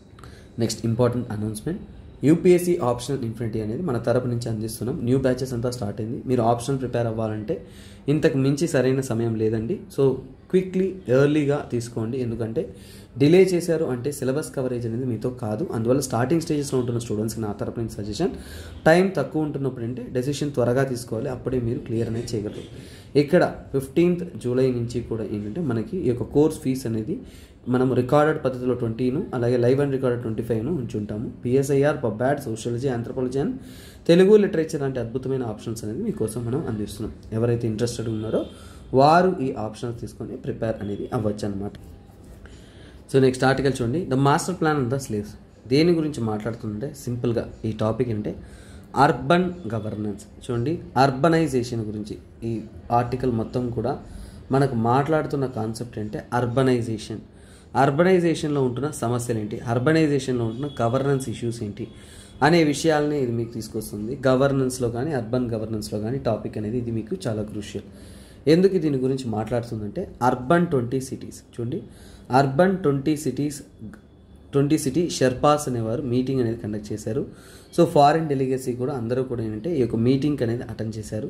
సో ఈ మీటింగ్ ముఖ్యంగా ఏంటంటే G20 షెర్పా మీటింగ్. చూడండి, G20 షెర్పా మీటింగ్లో భాగంగా అనేది జరగడం అనేది జరిగిందనమాట. సో ఇక్కడ చూడండి, సో ఇండియాస్ G20 షెర్పా. ఈ G20 షెర్పా అంటే ఏంటంటే షెర్పాస్ వచ్చేసి డిఫరెంట్ కంట్రీస్ యొక్క ఫారిన్ డెలిగేషన్స్ ఎవరైతే ఉన్నారో వారిని షెర్పాస్ అని అంటాము. షెర్పాస్ అంటే నేపాల్లో ఉంటున్న ఒక గ్రూపు, అది వేరే మీనింగ్ మారుతుంది, ఇక్కడ మీనింగ్ మారుతుంది. సో అది తర్వాత ఇక్కడ ఎప్పుడు కూడా ఏంటంటే మన అర్బన్ డెవలప్మెంట్ని మనం బెటర్ చేయడానికి ఏంటంటే ఎప్పుడు కూడా ఏంటంటే మన దగ్గర ఏంటంటే మాస్టర్ ప్లాన్ అనేది ఉంటుంది. ఏముంటుంది, మాస్టర్ ప్లాన్ అనేది ఉంటుంది. కాకపోతే ఇప్పుడు మాస్టర్ ప్లాన్కి వచ్చిన సమస్య ఏంటంటే అర్బన్ లోకల్ బాడీస్లో ఏంటంటే నేషనల్ పాలసీలో అంటే మన దేశంలో తీసుకొస్తున్న నేషనల్ పాలసీ ఇంప్లిమెంటేషన్స్లో వాళ్ళ పాలసీ మేకింగ్లో ఏంటంటే ఈ అర్బన్ గవర్నెన్స్ అనేది ఎంతదా మాస్టర్ ప్లాన్ ఉన్నా సరే ఇక్కడ ప్రాపర్గా అనేది జరగట్లేదు అనే చెప్తున్నారు. అంటే సిటీ గవర్నెన్స్ బెటర్ అవ్వడానికి మాస్టర్ ప్లాన్ పక్కాగా ఉండాలి, కానీ మాస్టర్ ప్లాన్ అనేది సక్రమంగా పనిచేస్తుందా అంటే లేదనేది ఇక్కడ చెప్తున్న ఒక విషయం. అంటే మాస్టర్ ప్లాన్ అనేది అంటే నేషనల్ పాలసీ మేకింగ్లో అంటే ముఖ్యంగా ఏంటి అర్బన్ గవర్నెన్స్, ఏంటిది అర్బన్ గవర్నెన్స్లో సిటీ గవర్నెన్స్లో ఏంటంటే చాలా వరకు ఏంటంటే ఇంపార్టెంట్ చెప్తున్నారు, కానీ అది అంత మాత్రం ఏంటంటే ఎఫెక్టివ్గా అనేది లేదనేది చెప్తున్నారు. ఈ మాస్టర్ ప్లాన్ అనేది ఎప్పుడు కూడా ఏంటంటే ముఖ్యంగా ఏంటంటే మన యొక్క సిటీని అన్ని ఆస్పెక్ట్స్లో డెవలప్ చేయాలనే ఒక ఉద్దేశంతో, అంటే ఇక్కడ మాస్టర్ ప్లాన్ దేనికి డెవలప్మెంట్. సో చూడండి, urban development in all aspects, అన్ని ఆస్పెక్ట్స్లోనూ మనం అర్బన్ డెవలప్మెంట్ సాధించాలి అనే దానికోసమే ఈ యొక్క మాస్టర్ ప్లాన్ అనేది తీసుకొస్తున్నారు. కానీ వారి అనుకున్న సమయంలో అనుకున్న విధంగా చేస్తున్నారు అంటే లేదు. అంటే ఏంటంటే ఈ మాస్టర్ ప్లాన్లో చాలా ఇష్యూస్ ఉన్నాయి, ఆ మాస్టర్ ప్లాన్లో ఉంటున్న ఇష్యూస్ని మనం ఎలా ఓవర్కమ్ చేయాలని చెప్తున్నారు. సో మాస్టర్ ప్లాన్లో ఉంటున్న ప్రాబ్లమ్స్ ఏవి, మాస్టర్ ప్లాన్లో వస్తున్న సమస్యలు ఏంటి, ప్రాబ్లమ్స్ విషయానికి వస్తున్నారు అంటే ఇక్కడ చూడండి urban governance. First of all ఏంటంటే అర్బన్ గవర్నెన్స్ అంటే సిటీ యొక్క గవర్నెన్స్ కానీ మేనేజ్మెంట్ కానీ అర్బన్ గవర్నెన్స్ అంతా కూడా ఎవరి చేతిలో ఉంటుంది, అర్బన్ లోకల్ బాడీస్ చేతిలో ఉంటుంది. ULBs అర్బన్ లోకల్ బాడీస్ చేతిలో అనేది ఉంటుంది. కాకపోతే ఏంటంటే అర్బన్ లోకల్ బాడీస్ అనేది చాలా వరకు ఎఫెక్టివ్గా అనేది లేదు. ఈ మాస్టర్ ప్లాన్ని స్టిక్ చేసుకొని ఉన్నాయి అంటే లేదు. అంటే ఏమని ఇక్కడ ఏంటంటే this is failure. Urban local bodies అనేది ఫెయిల్యూర్గా ఉన్నాయి.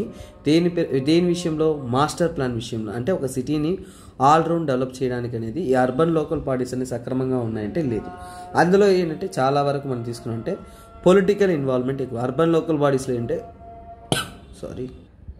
పొలిటికల్ ఇన్వాల్వ్మెంట్ అనేది ఎక్కువగా ఉంది, పొలిటికల్ ఇంపార్టెన్స్ అనేది ఇబ్బందికరంగా అనేది ఉంటుంది. తర్వాత అర్బన్ గవర్నెన్స్ వీటిలో తీసుకుంటున్నారు అంటే మనము చాలా వరకు చూడండి మనము డిపెండెన్సీ అంటే ఎక్కువగా ఏంటంటే we are getting to dependence on other factors. అంటే ఇన్ఫ్రాస్ట్రక్చర్ డెవలప్ చేయాలన్నా సరే, తర్వాత ఏంటంటే మనం మల్టిపుల్ ప్రోగ్రామ్స్ తీసుకురావాలన్నా సరే మనం ఏంటి ఆ యొక్క అర్బన్ లోకల్ బాడీ అనేది ఎక్కువగా ఏంటంటే ఇతర విషయాల మీద అంటే లెజిస్లేటివ్ పైన చూడండి, లెజిస్లేచర్ పైన అలాగే మన యొక్క గవర్నమెంట్ పైన ఇతర ఆర్గనైజేషన్ పైన డిపెండెంట్గా అనేది ఉంటుంది. అంటే స్వయాన అంటే ఇండిపెండెన్స్ అనేది లేదు, అంటే సెల్ఫ్ డెసిషన్ మేకింగ్ అనేది లేదు. అదే ఒక పెద్ద సమస్యగా అనేది మారుతుంది. Self decision is lacking. స్వయాన వారు ఆ సిటీని డెవలప్ చేయడానికి కావాల్సిన ఆర్గనైజ్డ్ ఐడియాస్ అనేది లేదు. అలాగే మనకుంటున్న మాస్టర్ ప్లాన్స్ ఏదైతే ఉన్నాయో ఈ మాస్టర్ ప్లాన్స్ అంతా కూడా తీసుకున్నారు అంటే ఇవన్నీ కూడా ఏంటంటే 1950s ఐడియాలజీ అంటాం. 1950s ఐడియాలజీ అంటే ఇక్కడ మోడర్న్ థాట్ అనేది ఉండదు. అంటే నో మోడర్న్ ప్లాన్స్ అంటే కాలానికి తగినటువంటి మోడర్న్ ప్లాన్స్ అనేది మనకి మాస్టర్ ప్లాన్లో లేదు. అందులో ముఖ్యంగా ఏంటంటే మన అర్బన్ లోకల్ బాడీస్ యొక్క ఈ యొక్క డెవలప్మెంట్ ప్లాన్ ఏదైతే ఉంటుందో వాటిలో అంతా మనం తీసుకున్నాం అంటే ఎన్విరాన్మెంటల్ ఇష్యూస్ అనేది అంతగా కాన్సన్ట్రేట్ చేయలేదని చెప్తున్నారు. ఏంటిది ఎన్విరాన్మెంటల్ ఇష్యూస్ ఏవైతే ఉన్నాయో వాటిని ఖచ్చితంగా మనం ఇంక్లూడ్ చేయాలి. వాటిని ఎందుకంటే very very very sensitive factors. Environmental అనేది సెన్సిటివ్ విషయాలు, చాలా వరకు సెన్సిటివ్గా తీసుకోవాలి. సో దాన్ని మనం ఏం చేయాలంటే ప్రిజర్వ్, ఎన్విరాన్మెంట్ని ఎప్పుడు కూడా మనం ప్రిజర్వ్ చేసుకుంటూ రావాలి. ఖచ్చితంగా ఏంటంటే దానికంటూ ఏంటంటే అంటే ఈ యొక్క అర్బన్ గవర్నెన్స్లో ఎన్విరాన్మెంట్ కంటూ ఏంటంటే మనం దానికంటూ ఒక ఫ్రేమ్ వర్క్ తీసుకుంటూ రావాలి. అంటే ఇన్స్టిట్యూషనల్గా కానీ అలాగే ఏంటంటే డెవలప్మెంట్ పరంగా కానీ ప్రతి ఒక్క విషయంలో ఏంటంటే మనం ఒక ప్రాపర్ ఫ్రేమ్ వర్క్ అనేది తీసుకొస్తూ ఇంప్లిమెంట్ అనేది మనం చేయాలనేది చెప్తున్నారు. సో అలాగే ఏంటంటే చాలా వరకు ఉంటున్న పెద్ద సమస్య అంటే నీతి ఆయోగ్ తరపు నుంచి కూడా కొన్ని చెప్పున్నారు. ఏంటంటే 65% మన ఇండియాలో ఉంటున్న 65% ఏంటంటే అర్బన్ సెటిల్మెంట్స్, అంటే సిటీలో ఉంటున్న అర్బన్ ఏదైతే ఉన్నాయో వాటికంతా కూడా అంటే మాస్టర్ ప్లాన్స్ అనేవి ఉన్నాయన్నమాట. అంటే మిగతా వాటికి మాస్టర్ ప్లాన్స్ లేవనే కదా. అంటే ఇక్కడ ప్రాపర్గా ఏంటంటే గవర్నెన్స్ కానీ ఇంప్లిమెంటేషన్ కానీ సక్రమంగా లేదు. ఇంకొకటి ఏంటంటే సో ఇక్కడ పాలసీ డిలే అంటాం. పాలసీ డిలే అంటే ఏంటంటే సో ఇక్కడ అర్బన్ గవర్నెన్స్లో ఒక పాలసీ తీసుకునేసి మనం ఇంప్లిమెంట్ చేయాలన్నప్పుడు ఆ పాలసీ అనేది చాలా చాలా లేట్ అనేది అవుతుంది. లేట్ అవుతున్నప్పుడు ఏంటి ఎఫెక్టివ్ ఇంప్లిమెంటేషన్ అనేది అక్కడ ఉండదు. ఎందుకంటే ముఖ్యంగా ఏంటంటే ఫైనాన్షియల్ కన్స్ట్రెయింట్స్ అంటాం. ఫైనాన్షియల్ అంటే ఆర్థిక సమస్యలు ఎక్కువగా ఉన్నాయి. ఇలాంటివన్నీ కూడా ఏంటంటే మనము ఓవర్కమ్ అనేది చేయాలి. సో ఇప్పుడు మనకి ఇక్కడ ఏదైతే సమస్యలు ఉన్నాయో వాటన్నిటిని ఓవర్కమ్ చేసుకుంటూ మనం ఎఫెక్టివ్గా అనేది ఇంప్లిమెంట్ చేయగలిగితే అర్బన్ గవర్నెన్స్ అనేది సాధించగలం అనేది ఈ ఆర్టికల్లో చెప్తున్న ఒక important things. That is what అండి. సో నెక్స్ట్ కరెంట్ అఫైర్స్ చూడండి, చాలా ఇంపార్టెంట్ ఇది. మ్యాన్మార్, థాయిలాండ్, ఇండియా ఈ 3 దేశాలు కనెక్ట్ చేస్తున్నటువంటి ట్రైలేటరల్ హైవే. ఇక్కడ చూడండి ఇండియా మ్యాన్మార్ ట్రైలేటరల్ హైవేకి వచ్చేసి 70% వర్క్ అనేది పూర్తయింది అనేది మన యొక్క యూనియన్ మినిస్టర్ నితిన్ గడ్కరీ గారు చెప్పున్నారు. ఏంటంటే ఇండియా, థాయిలాండ్ అండ్ మ్యాన్మార్ మధ్యలో మనం ఏంటంటే సుమారుగా 1400 కిలోమీటర్ ట్రావెల్ అవ్వగలిగిన ఒక హైవే అనేది బిల్డ్ చేసినాం. ఈ 3 దేశాలను కనెక్ట్ చేస్తూ సౌత్ ఈస్ట్ ఏషియా మధ్య మనకి ఒక మంచి స్ట్రాంగ్ రిలేషన్షిప్ని బిల్డ్ చేస్తూ trade, business, health, education, tourism అన్నిటినీ కూడా టైస్ని ఈ 3 దేశాల మధ్య బిల్డ్ చేయడానికి one of the important initiative ఇదేనండి. హైవేస్ ముఖ్యంగా ఏంటంటే మోరే ఇన్ మణిపూర్ ఇండియా నుంచి కూడా మాయే సాట్ ఇన్ థాయిలాండ్ అలాగే మ్యాన్మార్ ద్వారా ఏంటంటే ఇది వెళ్తుందన్నమాట. అంటే మోరే నుంచి మాయాసెట్ అనే ప్రాంతం వరకు కనెక్ట్ చేస్తున్న one of the important highway. దానికి గురించి ఇక్కడ న్యూస్లో అనేది ఇవ్వడం జరిగింది. ఖచ్చితంగా ఈ ప్రాజెక్ట్ అనేది అంటే 2019 నుంచి కూడా వారు తీసుకొస్తున్నారు ఈ పాయింట్. సో ఈ యొక్క హైవే అనేది మీరు మ్యాప్లో చూస్తే చాలా బెటర్గా గుర్తుంటుంది. I will show that. So ఇక్కడ చూడండి ఎక్కడి నుంచి ఈ హైవే వెళ్తుంది అనేది చాలా క్రూషియల్. ఇది ఇక్కడ మోరే అనేది మనకు తెలుసు, మణిపూర్ ప్రాంతం దగ్గర ఉంటుంది మోరే. అక్కడి నుంచి కూడా ఈ యొక్క హైవే అనేది ఇలా వెళ్తూ మ్యాండలే, మ్యాన్మార్లో ఉంటున్న మ్యాండలే, నాయ్పడే, బ్యాగో అంటే ఒకప్పుడు యాంగోన్ ప్రావిన్స్లో ఉంటుంది ఇక్కడ, ఓకేనా. సో ఇక్కడ బ్యాగో తర్వాత ఏంటంటే ఇక్కడ నుంచి కూడా మ్యావడి, మ్యావో సాట్ ఇది ఎక్కడంటే థాయిలాండ్. ఈ 3 దేశాలు కనెక్ట్ చేసిన one of the important highway. మన ఇండియా అనేది సౌత్ ఈస్ట్ ఏషియన్ కంట్రీస్తో మంచి రిలేషన్షిప్ మెయింటైన్ చేయడానికి ఈ యొక్క హైవే అనేది ఒక క్రూషియల్ రోల్ అనేది ప్లే చేస్తుందని ఇక్కడ క్లియర్గా అనేది అర్థమవుతుంది. దీంట్లో కావాల్సిన 70% వర్క్ అనేది కంప్లీట్ అయింది. ఇది కంప్లీట్ అయిన తర్వాత ఖచ్చితంగా ఒక మేజర్ ఇనిషియేటివ్గా ఇంకా పెద్ద ఆర్టికల్ అనేది వస్తుంది. అప్పుడు మరింత డీటెయిల్గానే దాని గురించి మనం చదువుతామన్నమాట.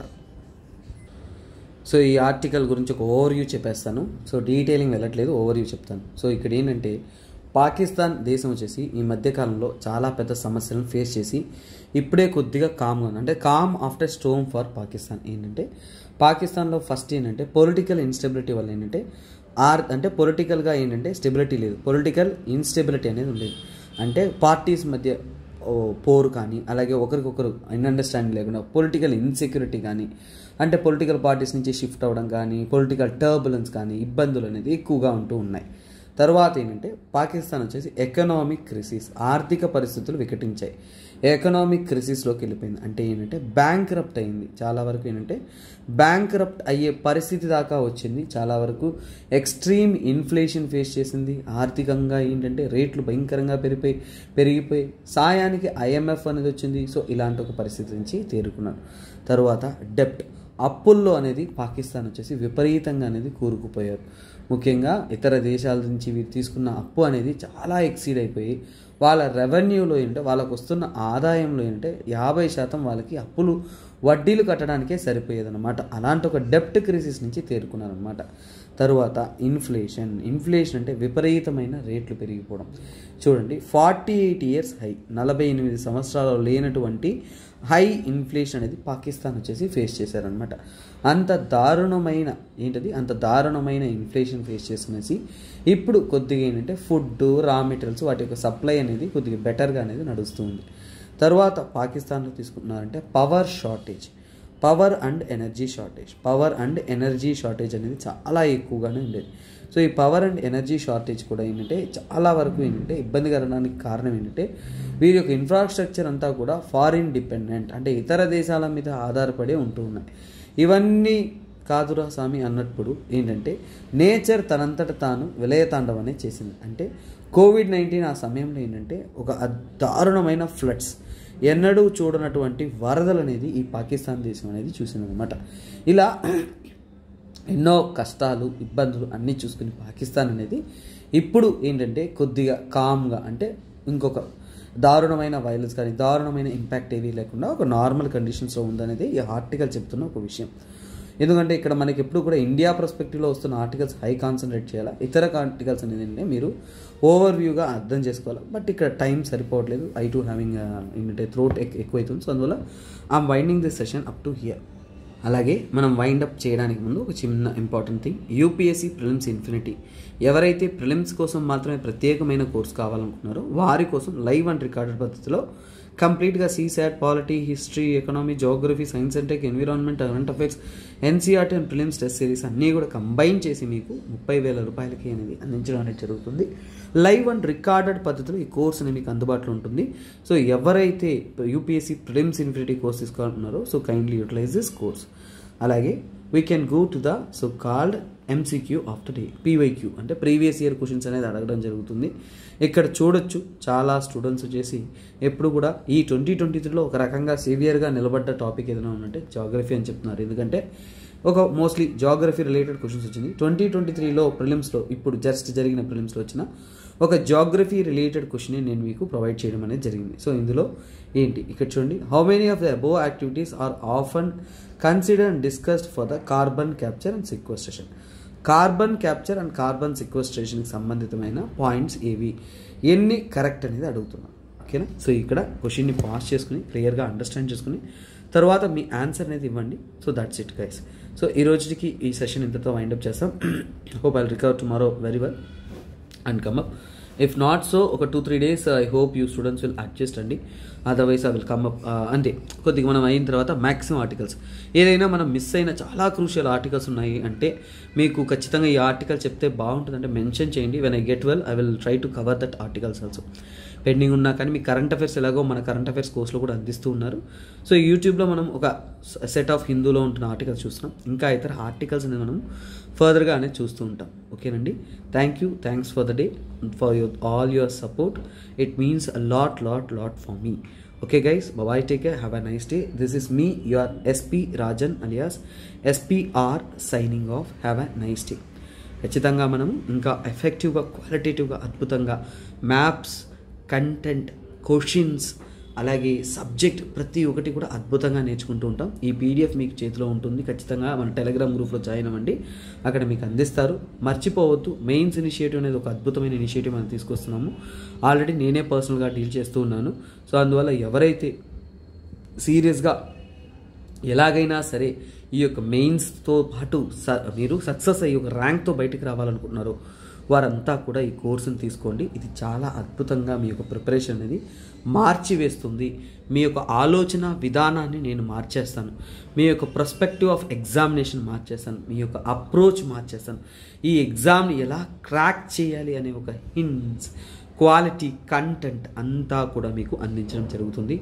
Don't miss this golden opportunity. Bye bye, take care, have a nice day. Signing off, SPR.